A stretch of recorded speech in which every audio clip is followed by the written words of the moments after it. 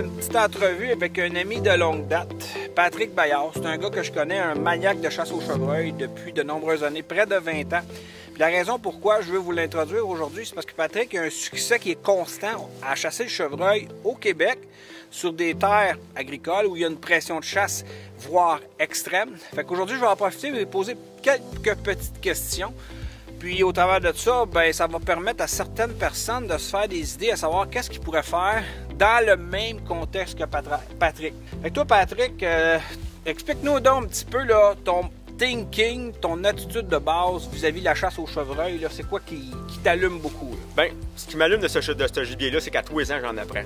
J'en ai appris avec tes récits que tu as fait, tes livres, d'autres j'ai ramassés, mais j'ai forgé avec les années un peu mon expérience à essayer des choses. Puis je me suis rendu compte avec les années que si je me fiais seulement sur mes appâts, puis la chance pour essayer de prélever de quoi de pas pire en montant, malheureusement, j'étais déçu. Fait que c'est là que j'ai commencé à me dire, OK, fait que là, je vais encore apprendre plus, lire plus.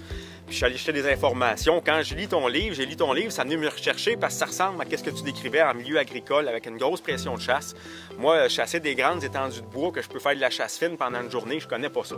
Fait que moi, ma réalité, c'est avec une bonne pression de chasse en milieu agricole.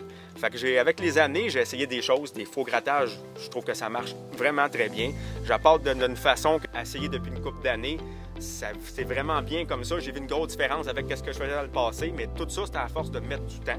Qu'est-ce que tu faisais de différent du passé? Parce que tu me disais tantôt, avant qu'on commence l'entrevue, que tu avais changé beaucoup du tout au tout ta méthode d'appâtage. Oui, bien c'est qu'avant, ce que je faisais, j'ai fait ça pendant des années, je mettais un tas de pommes ou du maïs en tas, premièrement, puis j'allais m'installer peut-être à 100, 150 pieds, puis j'avais une ligne, puis je regardais ma bouffe.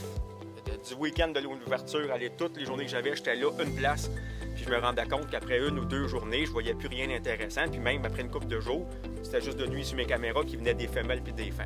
Fait que ce que je fais, j'apporte à des endroits stratégiques. J'étends ma bouffe, mais je ne mets pas les pieds là. J'ai même pas une cache qui voit mes appâts.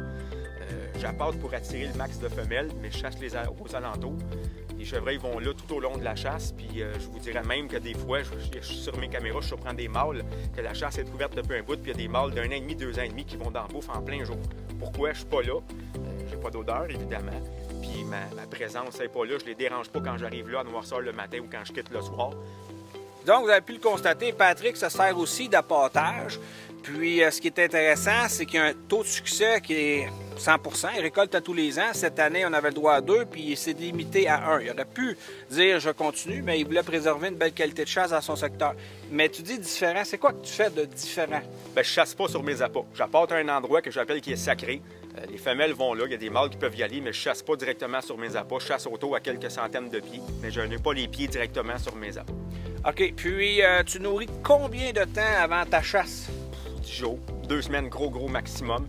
Puis je vais ravitailler une fois semaine, puis je m'arrange pour le quand que la chasse va commencer. Exemple, le jeudi avant l'ouverture, je vais en mettre plus pour ne pas y retourner pendant le temps de la chasse. Puis c'est une caméra qui est là, qui surveille mes appâts, mais moi, je les vois pas en aucun temps pendant ma chasse. Est-ce que tu mets une quantité d'appâts pour être certain qu'il n'en manque pas? C'est comment tu opères? Bien, je te dirais honnêtement au pif, j'en mets plus que moins. Mais je me rends compte que j'arrive pas mal tout le temps dans les temps, mais je pense que le secret, c'est d'étendre. Au lieu de faire, je fais jamais de tas, je fais plus ça. J'étends mes poches. Okay. Comme quelqu'un qui donnerait à manger à des poules, j'étends ça, les pommes, la même chose. J'ai aucun tas. C'est plus naturel, comme s'il ferait au champ, autrement dit, puis je me suis rendu compte que ça marche bien comme ça. Okay. Puis au travers de ça, moi aussi, je te suis sur les réseaux sociaux, puis je vois à chaque année, tu travailles, tu entretiens énormément tes lignes de tir. Je pense que c'est autour de ton périmètre d'appâtage, dans le fond, que tu fais ça. Bien, écoute, oui, les caches qui vont surveiller aux alentours, comme je te dis, chaque endroit de chasse, que ce soit un triscan, une cache, j'ai au moins 2 ou 3 lignes de tir. Puis tes lignes de tir, tu fais ça n'importe quand? Parce que moi, des fois, j'ose pas. Moi, mon appréhension du terrain, je veux pas trop bouleverser l'habitat dans lequel je chasse, trop proche de la chasse. Tu fais ça à quel moment? Je fais comme toi, mais je veux pas non plus les déranger. Je fais ça à l'hiver, je trouve que c'est le meilleur temps, comme la période qu'on est là, le temps mort. C'est le meilleur temps pour, mettons, on veut installer une nouvelle cache, on commence une trail pour se rendre, des lignes de tir, c'est le meilleur temps. Puis ce qui reste à faire, mettons, un petit peu avant la chasse, ça, c'est pas grave, on s'en va canner la gueule, s'il y a des branches qu'on n'avait pas vues, peu importe. C'est le meilleur temps. C'est quoi ton argument pour dire, c'est quoi qui justifie que c'est le meilleur temps? Bien, je vais essayer toujours de mettre dans la peau d'un chevreuil, d'un boc mature, ce qu'on cherche. Bien, je viens de modifier son décor. Si j'arrive, je me mets à sa place, qu'il arrive d'une place, puis on vient de faire des ouvertures, l'hiver, il va avoir le temps de s'habituer jusqu'à la chasse. Fait que ça se peut que les premières semaines, les premiers mois qu'il va arriver là, mais la chasse est tellement loin, moi ça me dérange pas qu'il soit nerveux les premières fois qu'il va arriver là. J'ai une dernière question pour toi, Pat. J'aimerais ça savoir combien tu utilises de caméras par terrain de chasse? Bon, OK, là, on est sur un de mes territoires qui est plus petit. Si tu as vu, c'est pas grand. Avec 2 caméras que je déplace environ une fois par mois, ça fait de la job. Mon autre place qui est plus grande, évidemment, j'ai plusieurs caméras que je déplace, mais je marche les deux territoires ensemble, j'ai environ 10-12 caméras, des cellulaires et des non-cellulaires. Évidemment, je pourrais le faire avec moins de caméras, mais étant donné que j'ai peut-être une très grande passion, j'aime bien ça voir ce qui se passe, fait que j'ai une douzaine de caméras sur 2 territoires. Il y en a qui font du ski, il y en a qui font du golf. Exactement. Ça, c'est de la chasse. J'ai une autre question, parce qu'on se parle souvent durant nos chasses, on se texte, puis régulièrement, tu récoltes un ou des mâles, parce que tout dépendant des années, que tu n'as jamais photographié à tes appâts, hein? Oui, ça serait très souvent. Le master que j'ai appelé, que j'ai tué l'année passée, aucune photo. Je dois avoir 300-400 photos et vidéos de ce chevreuil-là.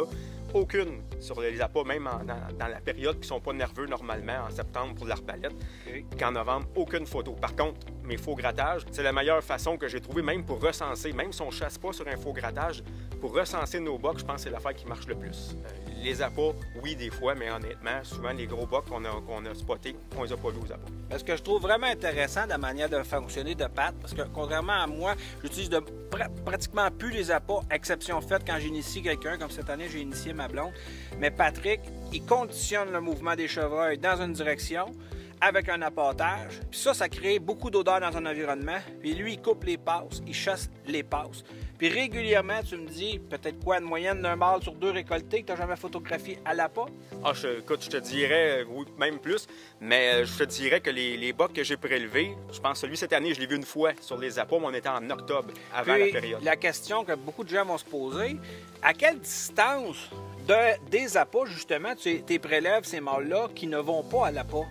Écoute, cette année, il était environ à 400 pieds.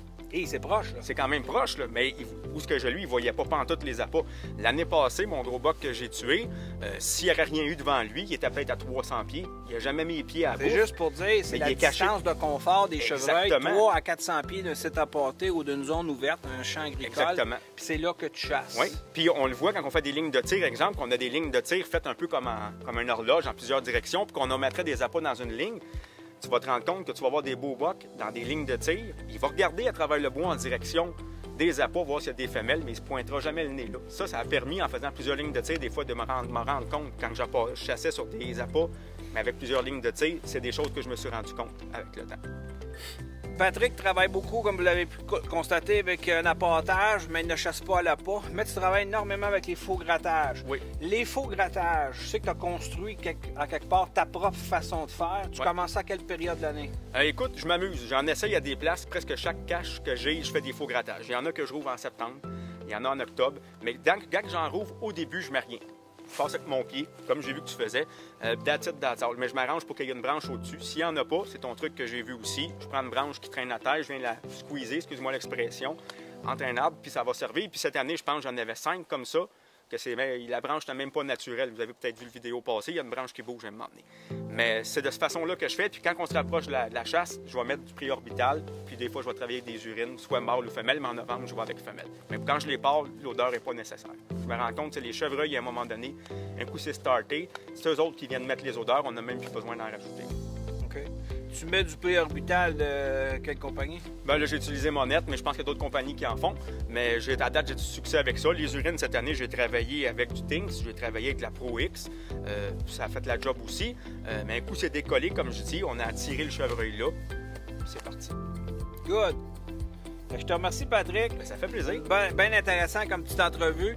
C'est simple. J'espère que vous avez apprécié parce que dans la petite entrevue qui est là, il y a beaucoup de petits points techniques particuliers que si certains chasseurs s'arrêtent à les appliquer, vous allez rester surpris les petits changements que ça peut apporter. Je connais Patrick, je sais que c'est un gars méthodique, c'est un gars minutieux.